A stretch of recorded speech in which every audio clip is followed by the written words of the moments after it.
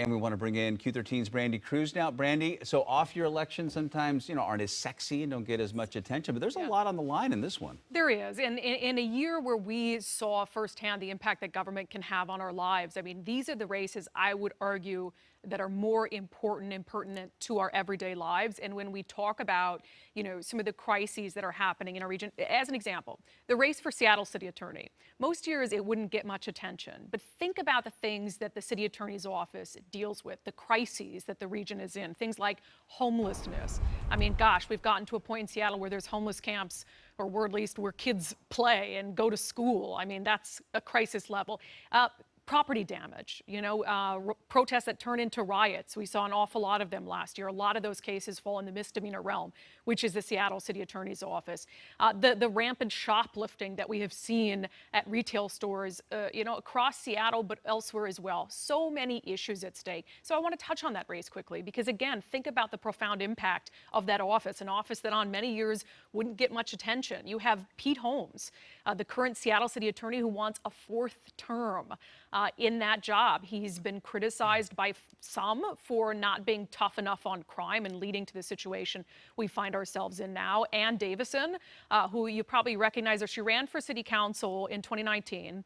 Lost, then she ran for lieutenant governor and lost, and now she's running for Seattle City Attorney, and she believes that the city needs to be tougher even on low-level crimes. And you have Nicole Thomas Kennedy. She's someone who got the endorsement of the stranger, which I tend to think kind of shows people where she's at politically, much further to the left.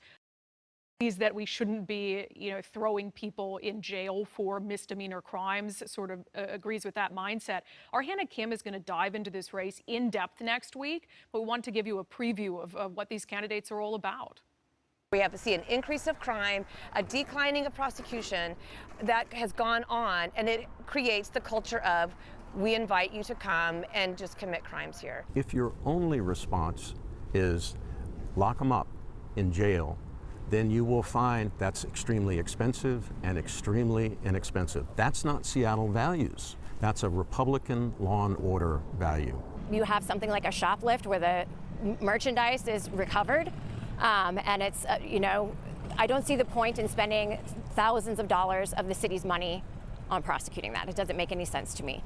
Yeah, so this is a race where you have candidates who would handle crime very, very differently than one another. And you kind of have, pick your poison, if you will. You have someone who wants to be harder on crime, someone who would probably be pretty soft on crime, someone in the middle. And so again, I go back to, it's not a presidential election year, but when we see what's happening in Seattle and thus our region, because we know the impact Seattle has, a race like Seattle City Attorney is absolutely critical. Yeah, and like you mentioned, not a presidential election year. I would love to see that kind of turnout that we just saw back in November. That would be amazing.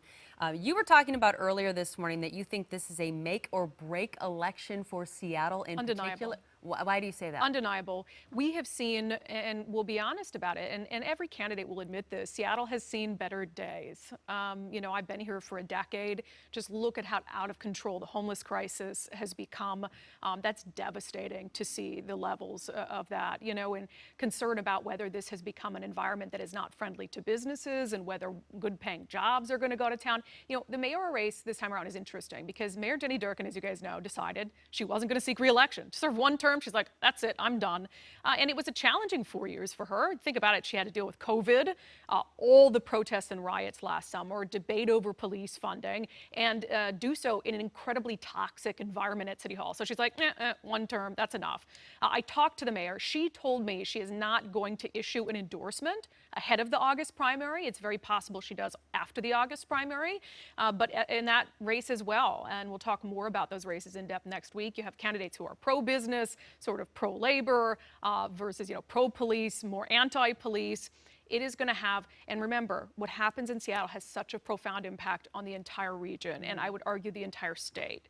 And so, yeah, I do believe this is a make or break election for the city. Fill out those ballots. Yes. I definitely have not filled out mine yet. So. I just did mine yesterday. You do have 10 days. You have plenty of time, but you have a weekend, a nice weekend, and you can sit there. There's a lot on the line.